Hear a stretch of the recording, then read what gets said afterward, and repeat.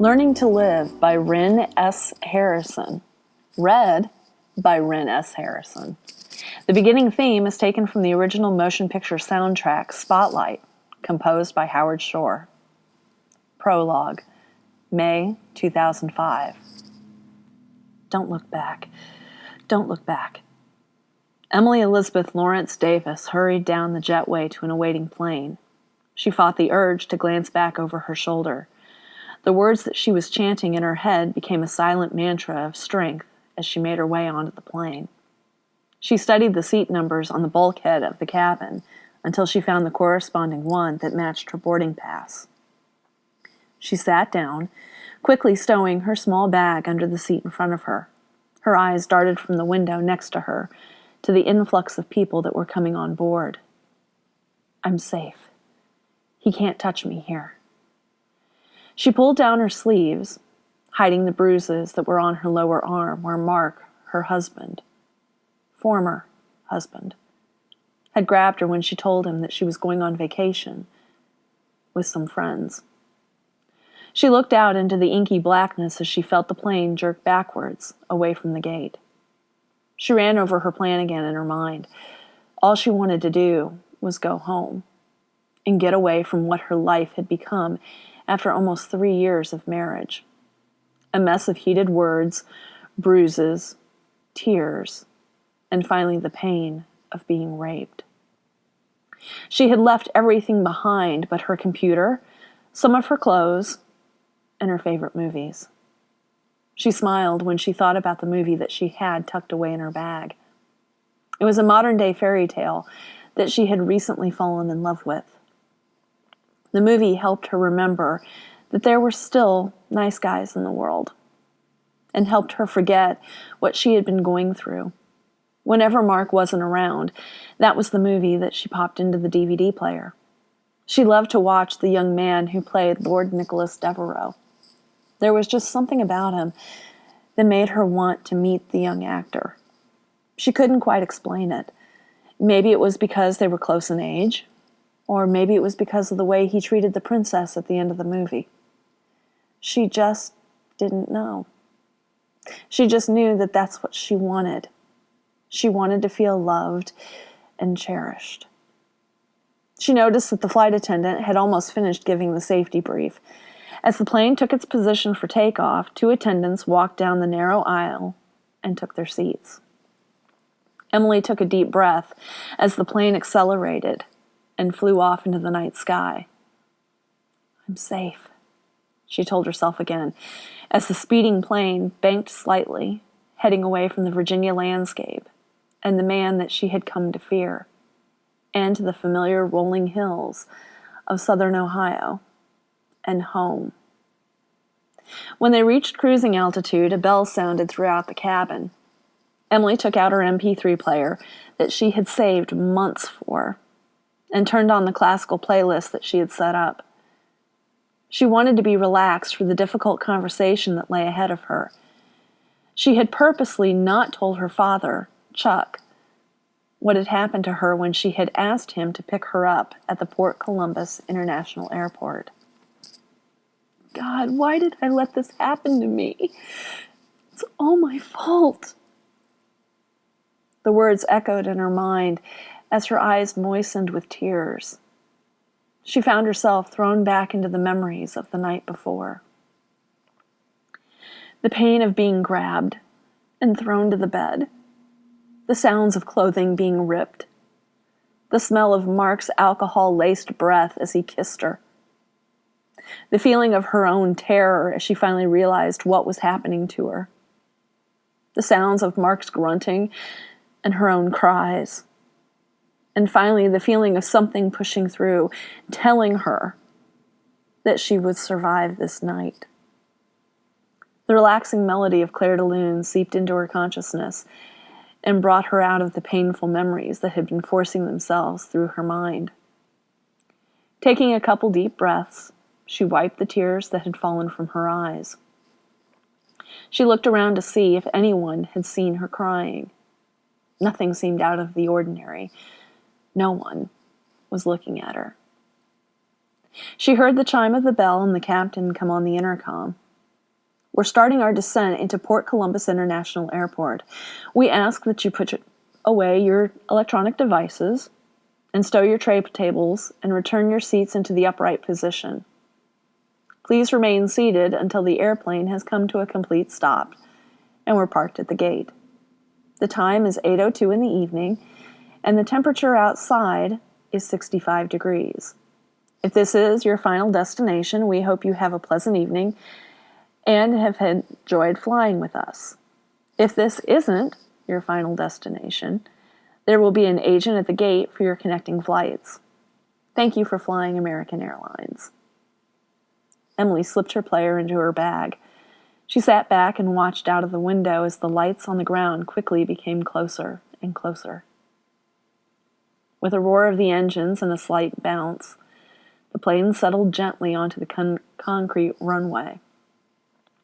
It lurched forward and bounced as it rolled along the tarmac as the captain piloted it to the correct gate. Finally, after about 5 minutes, the plane came to a stop. The jetway expanded and rested against the airplane's main hatch. A chime sounded again, and a voice came across the intercom. You are now free to move about the cabin, and thank you for flying with us. Emily reached under the seat in front of her and retrieved her small backpack that held her laptop, her movies, and a couple books that she had brought with her to read. It also held her wallet and any other papers that she needed to free herself from Mark's grasp. She moved into the aisle as she thought about what was ahead of her. She wanted to forget that Mark had ever existed. She knew what she wanted. She just didn't know how to put her plan into action. She wanted to talk to her parents and find out what they had to say. She shuffled out of the plane, then lengthened her strides once she got onto the concourse. She made her way into the main corridors of the airport and studied the screens that were set up in the gate area for the baggage claim. She found her flight and the corresponding carousel that her luggage would be on. Carousel 2. She hurried down the stairs, following the signs, and found the right area. She glanced around at the other people waiting. As she walked up, she found a man and woman already there. She scrutinized the couple. Mom? Dad? They turned and smiled at her. Emily! She walked toward them, and before she could stop them, they pulled her into a tight embrace. Oh, baby, we're so glad you're here, her mother said. Fighting back tears, she gasped in pain. Ow! Honey, what is it? Her mother, Bobby, peered into her daughter's eyes. Emily shook her head. I'm fine. It's nothing. Chuck Lawrence eyed his daughter for a moment. Bullshit, Emily Elizabeth. It's not nothing. What happened? What did that bastard do to you? At that moment, the carousel began to turn, and luggage started coming up and out of the top and slid down to the bottom where it could be picked up. Emily turned her attention to the moving belt, then back to her father. I'll tell you everything when we get to the car, Daddy. I promise you. She pointed to 2 bags that had slid down. Those are mine. Her father walked over and quickly grabbed them. Then he picked up Emily's backpack. Okay, if that's it, let's get out of here. Emily nodded, steeling herself for the conversation ahead and the difficult words that she would have to tell her parents. She kept asking herself, how do I tell my own parents that I was raped? How do I say that I failed you as a daughter? The questions swirled in her head that she didn't notice when they reached her parents' car in the short-term parking lot. She opened the door and slid into the back seat. She could feel her parents turn their eyes on her. As her father's door slammed shut, she jumped. Her father's quiet voice broke through her stupor. "All right, Emily Elizabeth, what happened? I know it's something to do with Mark." I could hear it in your voice. "Daddy?" She looked up at her parents, the tears that she had tried to hold back for so long finally falling from her eyes. "He raped me. Mark raped me." She heard a gasp from the front seat as her mother put her hand on her husband's arm. "No." She could feel the silence building as Chuck put the car into gear. He drove quickly around the parking lot and out the exit. Emily stared out the window as unfamiliar buildings flew past her. How could I have done this to them? It's all my fault. After only about 15 minutes, her father stopped the car. She looked out of the window at the unfamiliar building. "Where are we?" Her mother looked at her gently. "Your father and I just want to have you checked out. All right, sweetie?" She nodded slowly. "I just don't want him to get me. He can't know that I'm here. Mom, I'm not going to press charges against him. But I want out. I want to divorce him. I can't live like this anymore." Her mother and father looked at each other before her father shook his head. "Baby," Chuck replied, "he won't get you.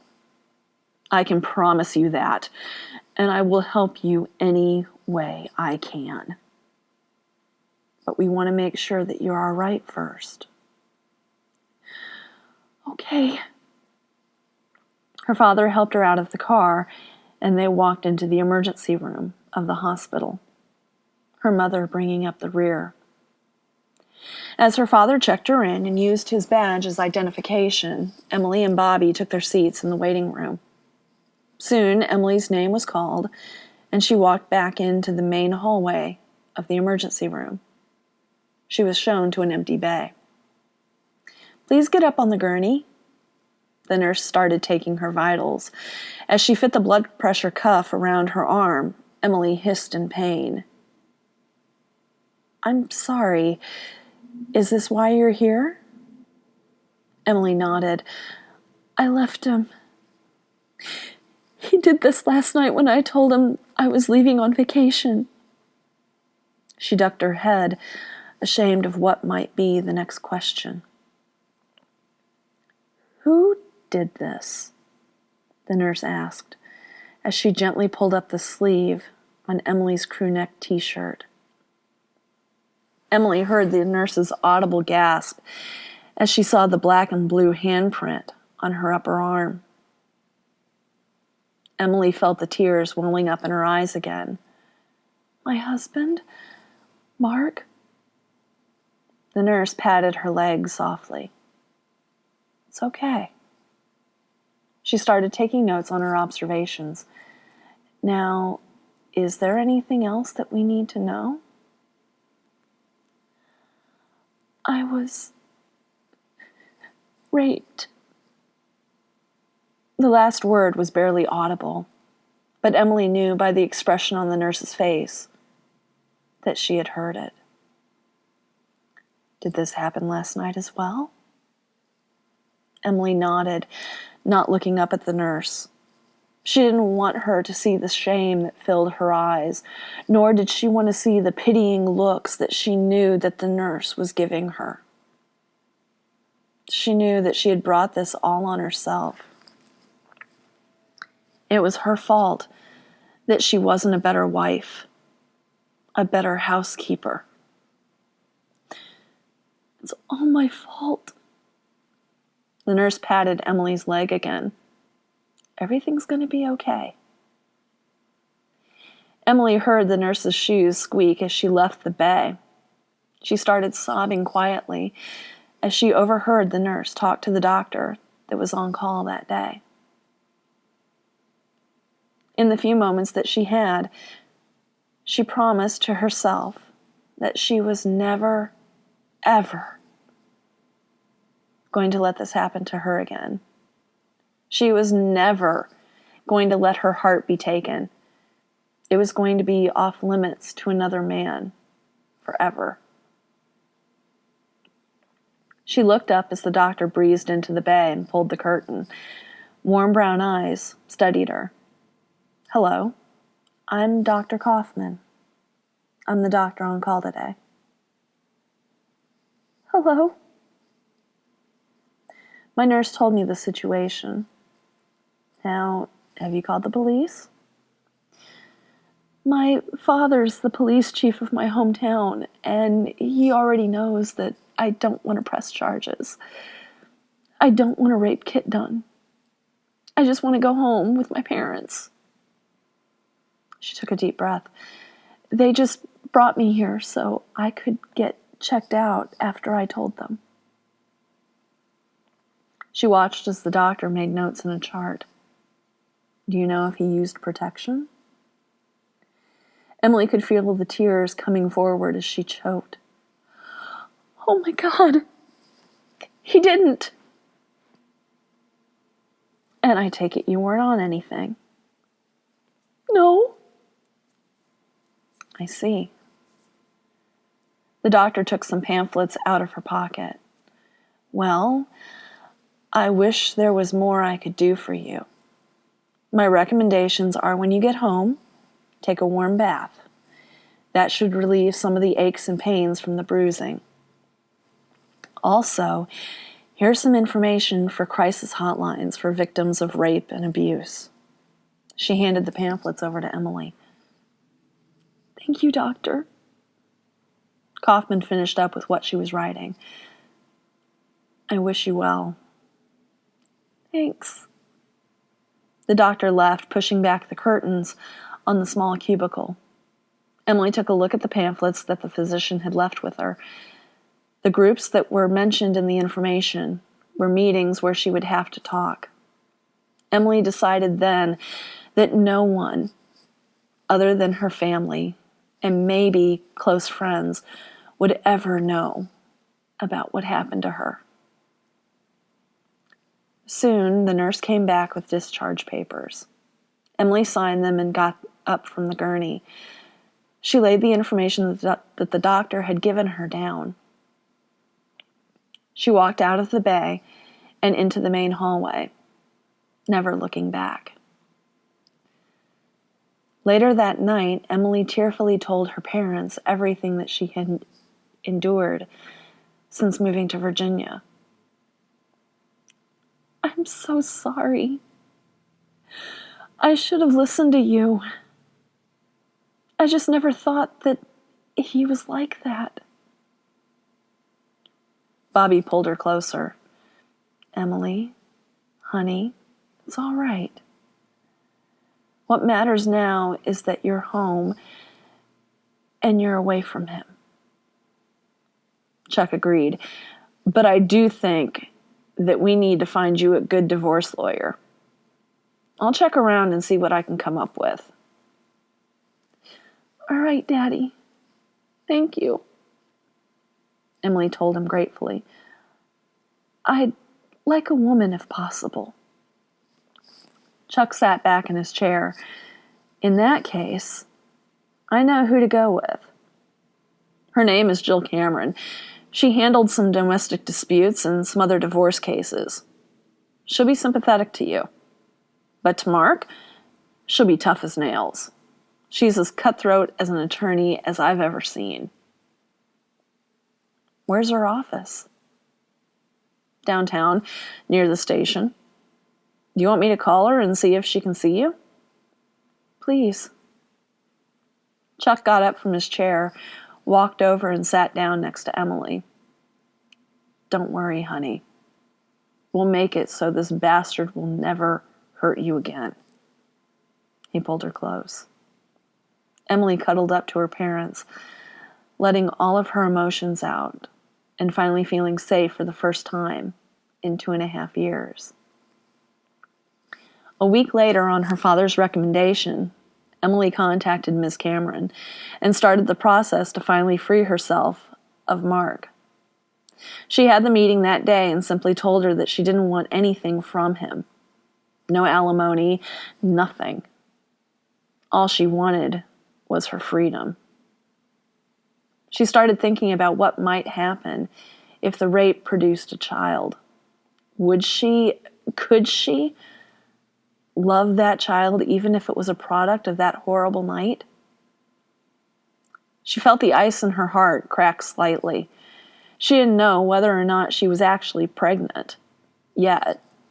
But if she was, she vowed to love the baby no matter what.